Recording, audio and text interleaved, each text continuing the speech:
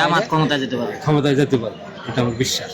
আপনি আসছিলেন আপনার নেতার সাথে, আসলে আপনারা তো নির্বাচনে যাচ্ছেন কিনা? না, আমি নির্বাচনে যাচ্ছি না, যারা যাবে তাদের পাশে থাকবো আর কি ইনশাআল্লাহ। আপনাদের দল থেকে কোনো নির্বাচন? আমার দল থেকে কোনো যাচ্ছি না, আমার নেতা ভাসানী সাহেবের সাথে এখন চলতেছি। এই যে বাসায় আপনারা চাচ্ছেন যে জামাতের সাথে জোটে যাওয়ার জন্য, সে ভাসানী সাহেব আর কি, ভাসানী সাহেব। এই তো মানে আপনি যেহেতু দলের সাথে যুক্ত আছেন, এখন আপনাকে এই জন্য ভালো মনে করেন। জোটে যেতে চাচ্ছেন, আপনাদের সাথে জামাতে কি জোটে যেতে চাচ্ছেন? না, আমি না, আমার ভাসানী সাহেব নেতা। আপনি ওনার দল করেন না? আমি ওনার দল করি না, আমার দল আছে, ওনার পাশে সবসময় থাকি। জামাতকে ভালো মনে জামাত করি। জামাত একটা ইসলামী দল এবং মোটামুটি বড় দল, এবং জামাতের ভোট ব্যাংক আছে অনেক। তাছাড়া জামাতকে যেহেতু একটা ইসলামী সিজন চলে আসছে, মানুষের ভিতরে একটা ইসলামী সেন্টিমেন্ট, মানুষের ব্রেনে বিবেকে চেতনায় আসছে, তো ইসলামের পক্ষে আমরাও তো থাকা লাগবে।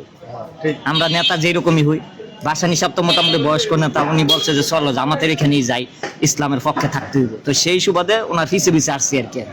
আমি তরুণ প্রজন্ম, আমার জনকল্যাণ পার্টিও থাকবো, ইসলামের পক্ষে আছি আমরা আর কি ইনশাল্লাহ। এক কথায় দল বড় কথা না, আমি ইসলামের পক্ষে আছি। ভাসানী সাহেব যদি 11 দলীয় জোটে যদি আরেকটা দল 12 দলে ঢুকে, সাপোর্ট দিব ইনশাল্লাহ।